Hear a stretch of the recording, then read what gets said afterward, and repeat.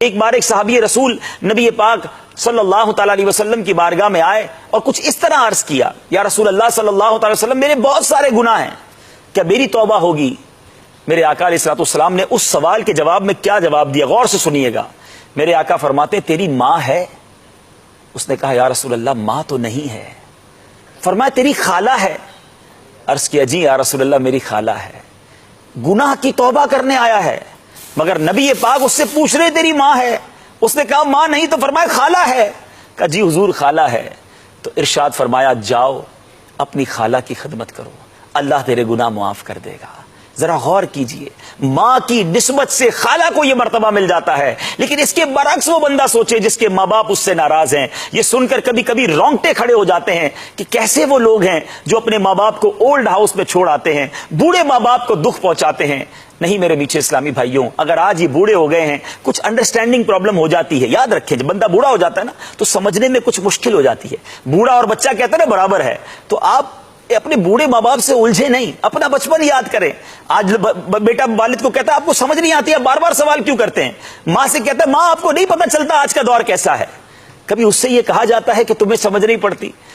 ارے اس کو تو اس وقت سمجھ پڑتی تھی جب میں بولنا بھی نہیں جانتا تھا، میں روتا تھا تو ماں پہچان لیتی تھی کہ کیوں رو رہا ہے، بھوکا ہے یا درد ہو رہا ہے۔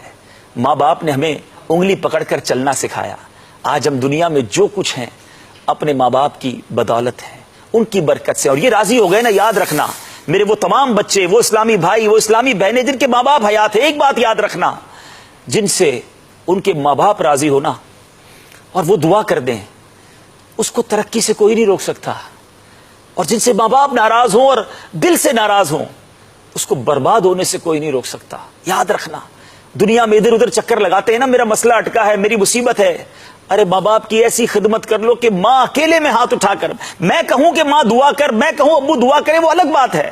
ارے خدمت ایسی کرو کہ دل سے دعا نکلے، اور جس دن ماں نے دل سے ہاتھ اٹھا کر دعا کر دی نا کہ یا اللہ میرے بیٹے کے کام بنا دے، میرے بیٹے کی مغفرت کر دے، اس کی مشکلیں آسان کر دے، جس دن والد نے رب کی بارگاہ میں ہاتھ اٹھا کر دل سے دعا کر دی، آپ کا کوئی مشکل، آپ کی کوئی پریشانی نہیں رہے گی۔ یہ اللہ نے بہت بڑی نعمت ہمیں گھروں میں دی ہے، اور یہ قیامت کی نشانیوں میں سے ایک نشانی ہے کہ لوگ اپنے ماں باپ کی نافرمانی کریں گے۔ آج نیت کر لیں کہ اپنے ماں باپ کو ہمیشہ راضی رکھیں گے۔ مجھے اپنی اور ساری دنیا کے لوگوں کی اصلاح کی کوشش کرنی ہے۔